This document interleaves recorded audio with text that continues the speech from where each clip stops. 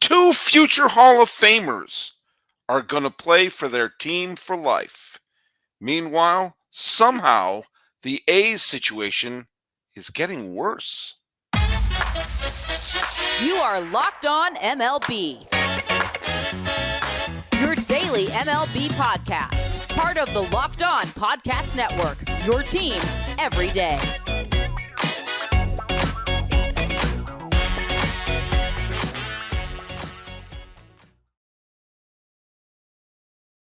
Hello, baseball fans, and welcome to Locked On MLB, part of the Locked On Podcast Network, where it's your team every day. This is the daily podcast. We talk about all the Major League Baseball. I am your host, Paul Francis Sullivan. If you don't believe me, there's my lower third. You can call me Sully.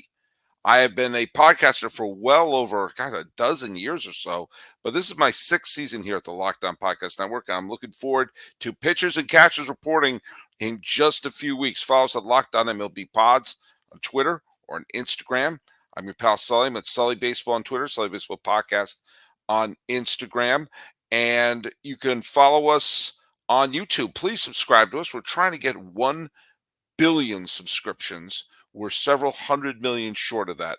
And we're doing another live stream today. I'm enjoying doing the live streams. They're the same for me. They're right up on YouTube right away, and we get to have a little interaction with you all. So if you have any questions, especially as we're talking about our show today, I already see I have a few people are logging in right now.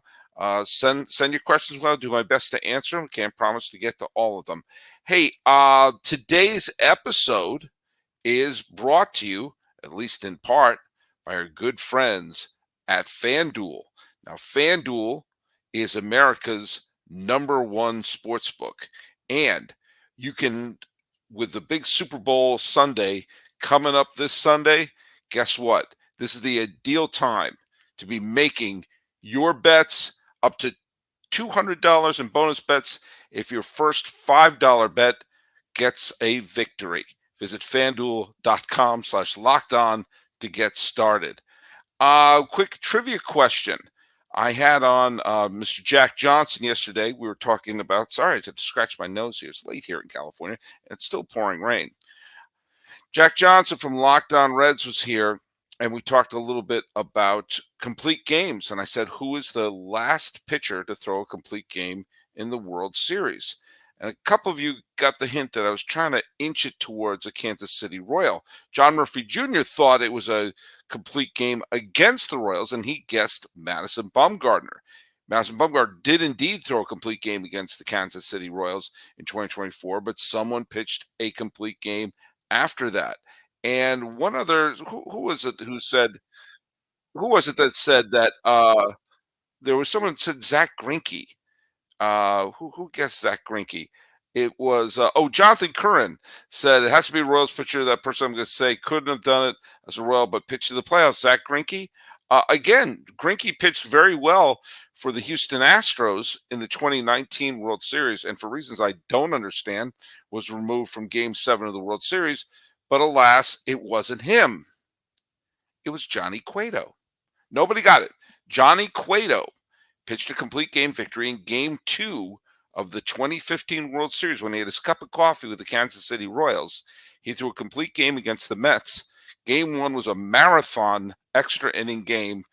Both bullpens were gassed, and Cueto came in and did the old-fashioned thing and said, I'm going to go 9 and give the bullpen 2 days off. And if you remember that year, the Kansas City Royals bullpen was one of the main reasons they won the damn World Series.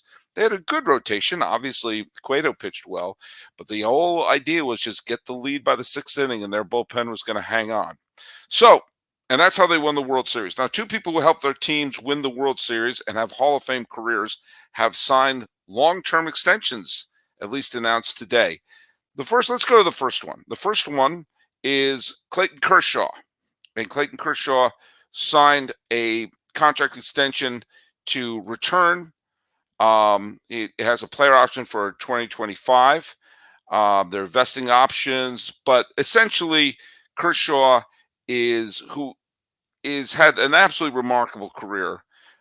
Is coming back for his 17th season with the Los Angeles Dodgers. I don't look at WAR as the end-all, be-all, but he has the highest WAR of any Los Angeles Dodger in history. Uh, you can make the argument that the greatest Brooklyn Dodger was Jackie Robinson, and the greatest Los Angeles Dodger was Sandy Koufax for what they meant to the franchise. And ironically, Jackie Robinson for the Brooklyn Dodgers grew up in Los Angeles County, and Sandy Koufax for Los Angeles Dodgers was from Brooklyn, but it all worked together, and they were actually briefly teammates in Brooklyn. However, Kershaw has had a longer career than Koufax, and Kershaw has had a great deal of success. He emerged as a Cy Young. He was a solid pitcher by 2010. He won the Cy Young in 2011 and was an all-star. You have to go all the way back to 2023 to see when he was an all-star. People like to throw out his postseason. I don't want to say failures because he's had successes in the postseason. He's just his record in the postseason in his 32 starts has an ERA of 4.49 compared to his lifetime ERA of 2.48 in the regular season. He's had some playoff losses, but he's had some big successes as well.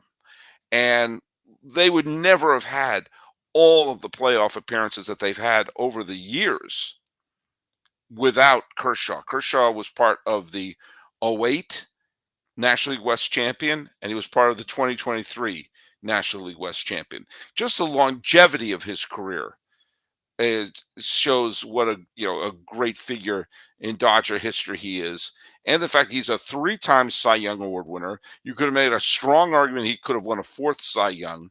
He's won 3 Cy Youngs and an MVP for that matter. Was a runner-up twice in 2017 and 2012, and has just been thrown no hitters, has thrown huge games, and it would have been a real shame if his final moments as a Los Angeles Dodger was getting absolutely tattooed by the Arizona Diamondbacks in last year's division series. But it doesn't have to be. Now, here's one reason why I love that he's coming back. Yes, he was an all-star pitcher last year, but it's also clear that he doesn't have the stamina that he used to have. He's not a spring chicken anymore. I mean, Kershaw is going to be 36 years old, which is ancient for starting pitchers these days. And I want him to be part of this Dodger team. Now, I'm not automatically handing the Dodgers a World Series title in 2024. Hell, I'm not even automatically handing them the NL West. However, this is a team that is filled with superstars, filled with Hall of Famers. And I like the idea that he is going to be teammates with Shohei Ohtani. When you consider when he began his career, he was teammates with Greg Maddux and Jeff Kent and Rafael Furcal and Nomar Garcia-Parra and Manny Ramirez. And Derek Lowe. God, there were a lot of ex-Red Sox on that team. And he was managed by Joe Torre. And I like to think that he is the connective tissue between a team from 2008, the year after the Mitchell report came out, and then stretching all the way out to the Ohtani era. I don't know how much longer he has, but he is going to have a really clean Hall of Fame plaque where it'll just say Los Angeles NL on it. He won't have one of those years where a lot of pitchers bounce around towards the end of their career and have a really cluttered Hall of Fame plaque. Steve Carlton comes to mind, who started his career with the Cardinals, had his greatest years with the Philadelphia Phillies, and the final 2.5 years of his career pitched for the Phillies, Giants, White Sox, Indians, that's what they were called then, and the Twins. Bounced around like crazy. Even Randy Johnson, who had this wonderful career, finished his career with the Giants. I bet you forgot that. But it's going to be really clean for Clayton Kershaw. And it's going to be really clean for another future Hall of Famer who is hated by Dodger fans because of all the times that Kershaw hiccuped in the postseason. 2017 was going to be his John Elway Super Bowl moment. And he dominated the Houston Astros in Game 1 and dominated them in relief in Game 7 of 2017. But he got bombed in Houston in Game 4. And we all know what the Astros were doing then, which is one of the reasons why I know Dodger fans who are very happy they had 2020 to have Kershaw get fitted for his ring, but that should have been theirs. And of course, one of the big heroes of that series and the face of the franchise when they won is also going to keep with his team for his entire career. And do you know what? Like it or not, the man is a Hall of Famer. We're going to talk a little bit about our friends from eBay Motors. Do you know what a ride or die is? I'll tell you exactly what it is. It's a car that you love and you're going to stay with it forever. That's my Ford Fiesta. It is an exotic, sexy car. And when you have a car like that, my ride or die, that's when you need eBay Motors to keep it alive. eBay Motors, everything you need to maintain your vehicle and level to peak performance, from superchargers, roof racks, exhaust kits, LED headlights, and more. Whether you're into speed, power, and style, and clearly as an over Ford Fiesta, I'm into all three, eBay Motors has you covered. With over 122 million parts for your ride or die, you'll always find exactly what you're looking for. And with eBay Guaranteed Fit, your part is guaranteed to fit or your ride or every single time, or you get your money back. Because with eBay Motors, you're burning rubber, not cash. With all the parts you need and all the prices you want, it's easier to turn your car into the MVP and bring home that win. Keep your ride or die alive at ebaymotors.com. Eligible items only. Exclusions apply. eBay Guaranteed Fit is only available to U.S. customers. Sorry, Canada. Here's a reminder that Locked On has launched the first ever national sports 24/7 streaming channel on YouTube. And now you can find it on Amazon Fire TV. Locked On Sports Today is here for you 24/7, covering the top sports stories of the day with local experts of Locked On, plus our national shows covering every league. Find Locked On Sports Today channel now on Amazon Fire TV. I always step in it a little bit. Astro fans hate me because I bring up the fact that their team was caught cheating in one of the most razor-thin World Series in the history of baseball. They think I never bring up the fact the Red Sox also cheated the next year, even though I mention that every single time. And yes, because we know they cheated in 2017, I don't give them the benefit of the doubt in 2019. That being said, the Astros have proven to be an outstanding team, obviously winning back-to-back pennants, a World Series title, and coming real close to making it 3 straight World Series with all the scrutiny on them. Like him or not, think he's cute and cuddly or not, Jose Altuve is a Hall of Famer. And he already has his 2,000 hits. Is he going to get to 3,000 hits? I don't know. He's only 33. And there's a bunch of years, he's still a productive hitter. He had an OPS of 915. Granted, he missed a bunch of games. The year before, when they won the World Series, played 140 games, and he had an OPS of 921. Still has great power. Hit the big home run in the playoffs last year. The Astros are going to be a contender for the next bunch of years, and he signed a 5-year deal that is going to take him to his 18th year. And, if he keeps hitting 150 hits each year, he's going to have an outside chance at 3,000 hits if he sticks around. So, he's going to the Hall of Fame, whether you like it or not. The stink over what happened in 2017, and I'm going to say 2019, is probably going to prevent him from getting a first ballot Hall of Fame. But we have to come to grips to a couple of things here. If we know we've got some PED users in the Hall, and we do, we know we got Pudge Rodriguez, we know we got David Ortiz and Bagwell. All right, but we got holier than thou about PED users, but selectively. Some get in, some get out. We know that Gaylord Perry, threw spitballs. We know that Whitey Ford scuffed the ball like crazy. And I think what Altuve and the Astros did was more on those lines and not on the lines of the PD who were doing illegal things with their body. These are little things to bend the rules that they did. And I don't think that should prevent Altuve from getting into the Hall of Fame, which I think he absolutely deserves to be Astro fans will always forget that I say stuff like that. And I think the fact that the Astros continued their greatness, especially with the spotlight shining on them over the last bunch of years, confirms that there was more to this team than bending the rules a little bit.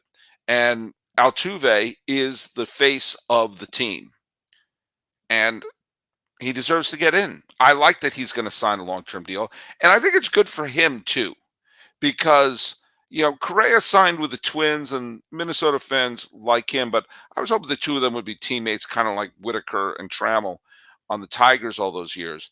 But Altuve is going to have the stink of what happened there, spoil if he moved to a different team. So he has nothing but love in Houston. So just bask in the love there. He's got a world, whatever you think of the 2017 team, the 2022 team won the World Series. He was a huge part of that team. And boom, got his ring. You can't deny that. Nobody can deny that. And he's going to get in. I just don't want Kershaw and Altuve to get in on the same year. Kershaw's going to get in sooner because I think Kershaw really only has about 1 or 2 more years left. Hey, I'm going to switch gears to another team who fans think I never give them credit.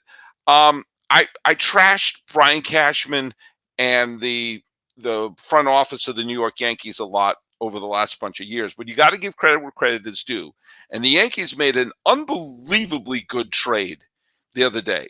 They took Matt Gage, who had been with the team for about an hour and a half. They picked him up from waivers from Houston, and a pitcher who is my son's age. My son is a freshman in college. My 2 boys are freshmen in college. And there's a minor league pitcher in the Yankee organization named Christian Zazueta. I think is how you pronounce his name. You witnessed me say it for the first time. 18-year-old kid in low A.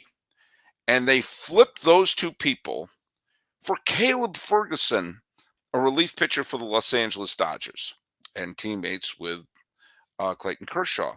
Ferguson is a very good relief pitcher. He's pitched a bunch of years now. He missed most of the COVID season and all of the 2021 season because he had Tommy John surgery. But he's come back, had a marvelous season out of the bullpen in 2022, was very effective last year, strikes out a lot per innings pitch, has a very good ERA, especially at his 1.82 ERA he threw in 2022, and has been effective for the bunch of years. A lot of playoff experience, has pitched in the World Series, has pitched in the playoffs. And when the Yankees have lost Wandy Peralta, signing to San Diego, this to me is an outstanding trade. Now, the pitcher they got, Zuzueda, I guess I pronounced his name right. He could come up if he winds up being the second coming of Pedro Martinez or Greg Maddux, fine, then good for them.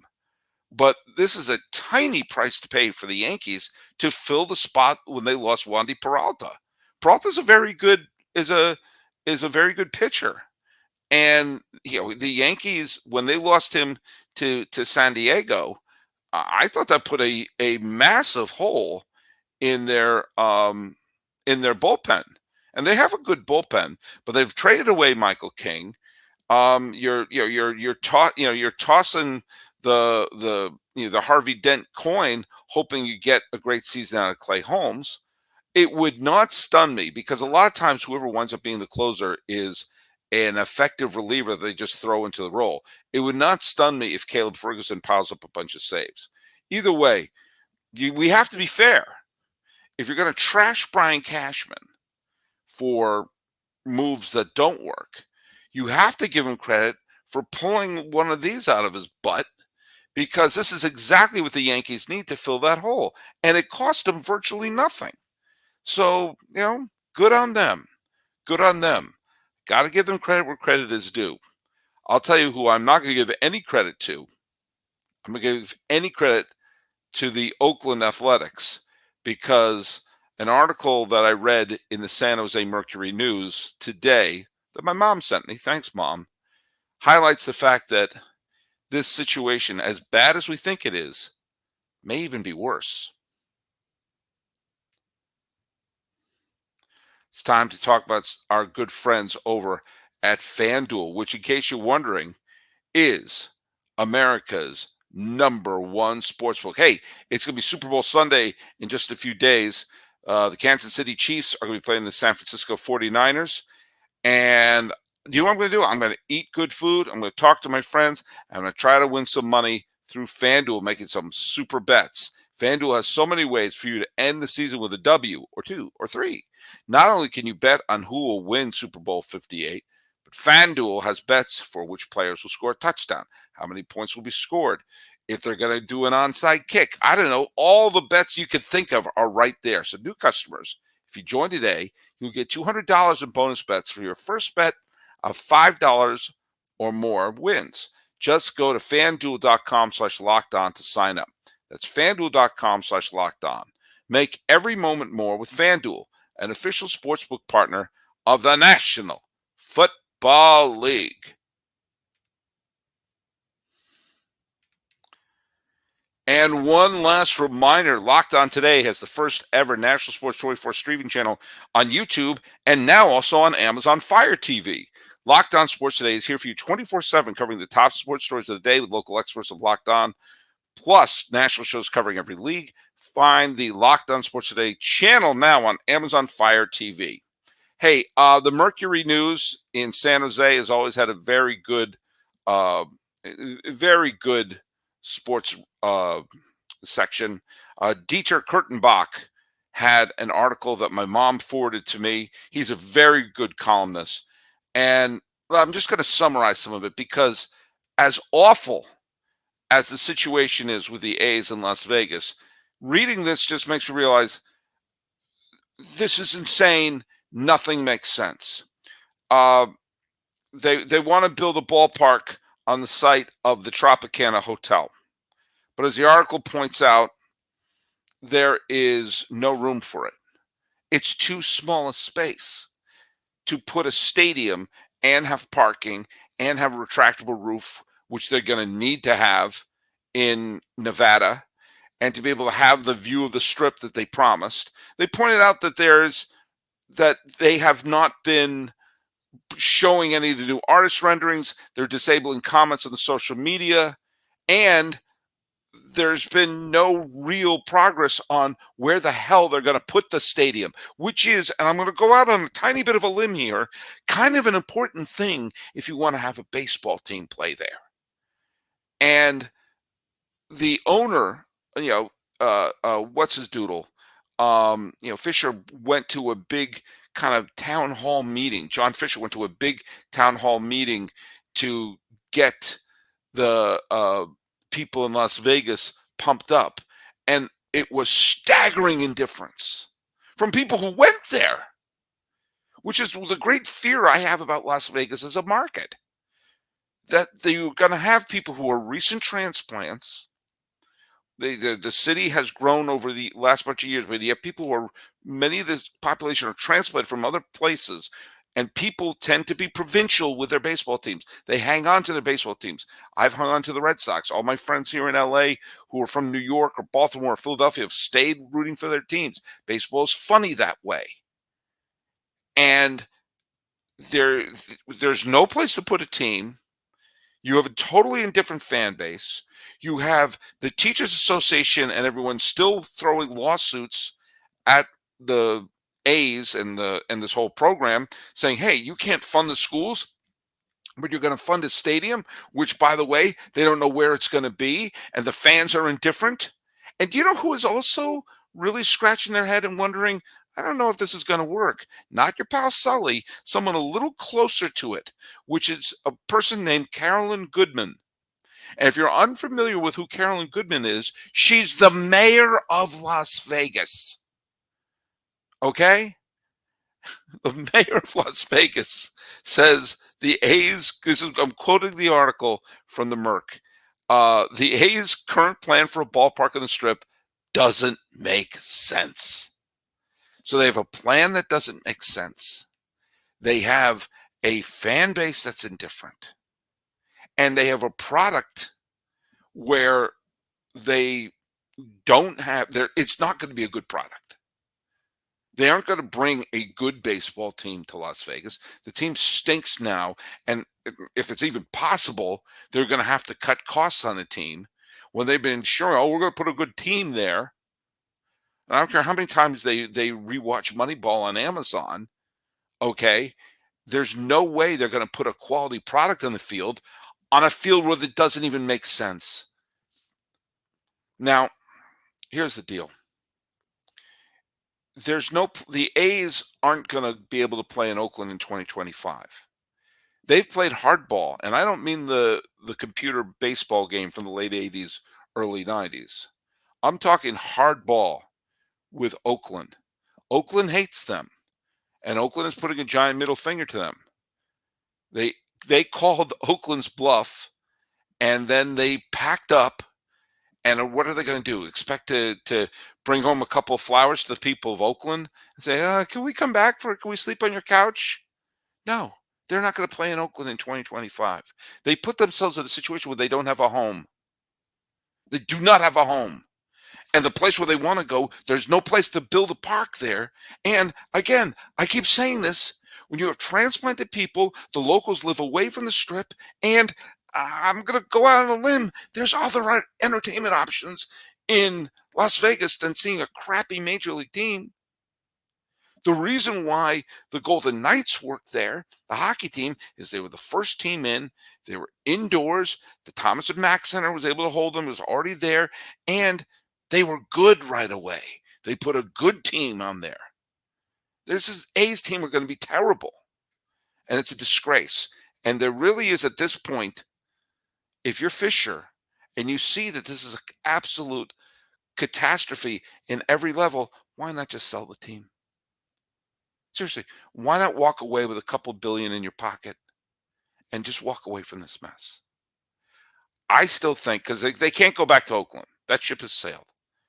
I still think at this point, you call Portland.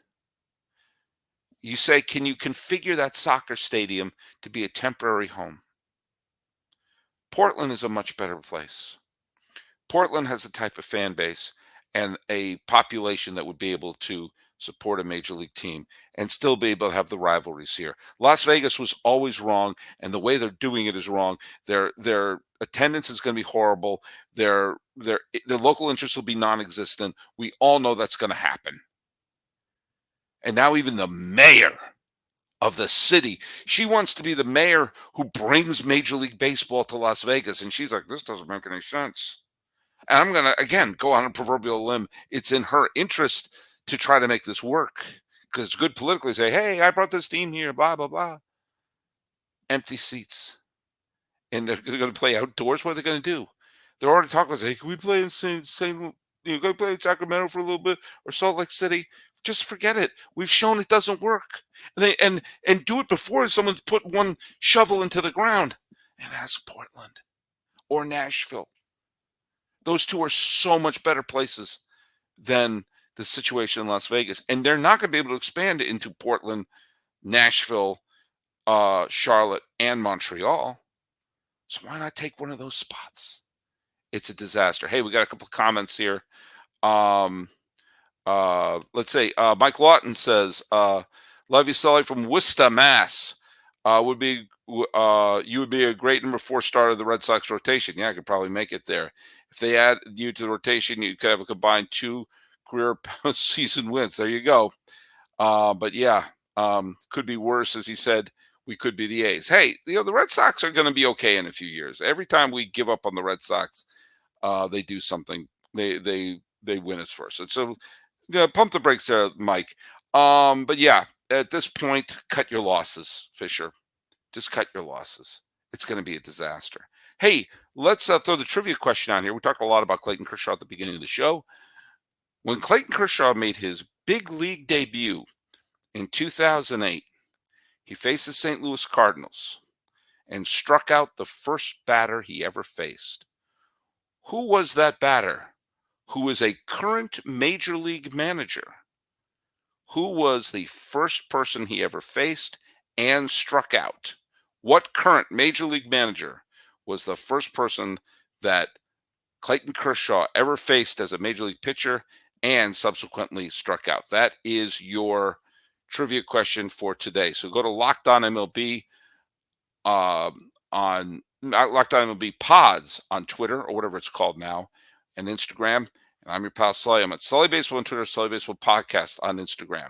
Celebrating Kershaw and Altuve, giving the Yankees credit and begging the A's to end this mess. This has been Locked On MLB. I am your host, Paul Francis Sullivan. Please call me Sully.